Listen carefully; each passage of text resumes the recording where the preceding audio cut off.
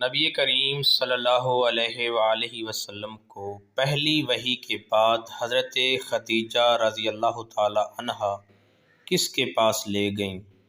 ابی بن کعب بن اشرف، ورقہ بن نوفل یا عبداللہ بن سلام؟ اس سوال کا درست جواب ہے ورقہ بن نوفل کے پاس لے گئیں۔ پہلی وحی میں سورہ علق کی 5 آیات نازل ہوئیں۔ دوسری وحی میں کون سی صورت نازل ہوئی؟ سورہ مدثر، سورہ مزمل، سورہ نصر یا سورہ قاریہ؟ درست جواب ہے سورہ مدثر۔ اگلا سوال ہے، ورقہ بن نوفل کس مذہب کا بہت بڑا عالم تھا؟ مسلم، زرتشت، یہودی یا عیسائی؟ اس سوال کا درست جواب ہے کہ ورقہ بن نوفل عیسائی مذہب کا بہت بڑا عالم تھا۔ نیکسٹ سوال ہے، حضور اکرم صلی اللہ علیہ وآلہ وسلم کتنے عرصہ تک خفیہ تبلیغ کرتے رہے؟ 3 سال، 2 سال، 1 سال، 4 سال؟ تو اس سوال کا درست جواب ہے 3 سال۔ نیکسٹ سوال ہے ہمارا، حضور صلی اللہ علیہ وآلہ وسلم پر سب سے پہلے کون ایمان لایا؟ حضرت خدیجہ، حضرت عائشہ، حضرت سودا، حضرت حفصہ؟ اس سوال کا درست جواب ہے کہ حضرت خدیجہ رضی اللہ تعالی عنہا سب سے پہلے ایمان لائی۔ بچوں میں سب سے پہلے کون ایمان لایا؟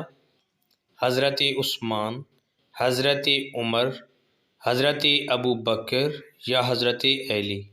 اس سوال کا درست جواب ہے کہ حضرت علی رضی اللہ تعالیٰ عنہ بچوں میں سب سے پہلے ایمان لایا۔ بڑے مردوں میں سے سب سے پہلے کون ایمان لایا؟ حضرت عمر، حضرت عثمان، حضرت ابو بکر، حضرت علی؟ اس سوال کا درست جواب ہے کہ حضرت ابو بکر رضی اللہ تعالی عنہ سب سے پہلے ایمان لایا۔ حضور اکرم صلی اللہ علیہ وآلہ وسلم کے دور میں دار ارقم کیا تھا؟ مسجد تھی، کوئی مینار تھا، تعلیمی ادارہ تھا یا کوئی باغیچہ؟ تو اس سوال کا درست جواب ہے کہ حضور صلی اللہ علیہ وآلہ وسلم کے دور میں دار ارقم ایک تعلیمی ادارہ تھا۔ ہمارا نیکسٹ سوال ہے، دار ارقم کس صحابی کا گھر تھا؟ ابی بن کعب کا، ارقم بن ارقم کا، عبد المطلب کا یا ابن حسنہ کا؟ تو اس سوال کا درست جواب ہے کہ دار ارقم ارقم بن ارقم کا گھر تھا۔ دار ارقم کہاں پر واقع تھا؟